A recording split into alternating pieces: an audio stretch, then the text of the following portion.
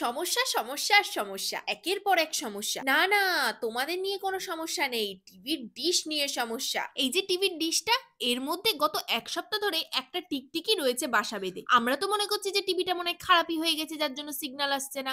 ও বাবা! কালকে রাতে এখানে এসে দেখি একটা টিকটিকি গুটিসুটি মেরে এর ভিতরে রয়েছে। যার কারণে সিগন্যালই আসছে না। তাই তোমাদের দাদাও সঙ্গে, সঙ্গে একটা বুদ্ধি এঁটে ফেললো। কি বলতো? টিকটিকিটা যাতে না ঢুকতে পারে তাই এরকম একটা প্লাস্টিক দিয়ে ওর মুখটা বন্ধ করে দিবে। আর আমি তো মনের সুখে ছাদের মধ্যে হেলে দুলে গান করে যাচ্ছি। আকাশটা কিন্তু মেঘলা, মেঘলা। কদিন ধরে কিন্তু বৃষ্টি, বৃষ্টি ভাব কিন্তু বৃষ্টি হচ্ছে না।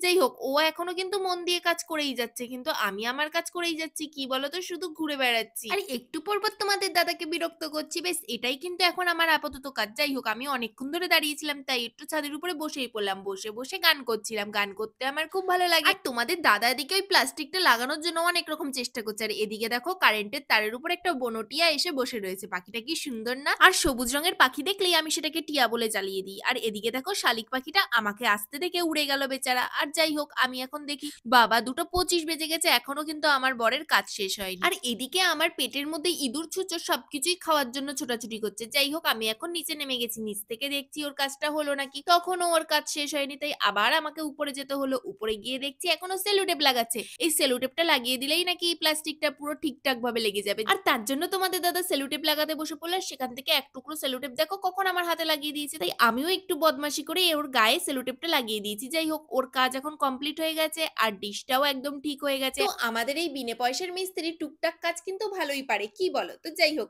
আমরা এখন নিজেদের কাজ গোছাতে থাকি আর খাওয়া-দাওয়াটা সেরে নিই। আর তোমরা আমাদের চ্যানেলটা সাবস্ক্রাইব করতে কিন্তু একদম ভুলো না। টাটা।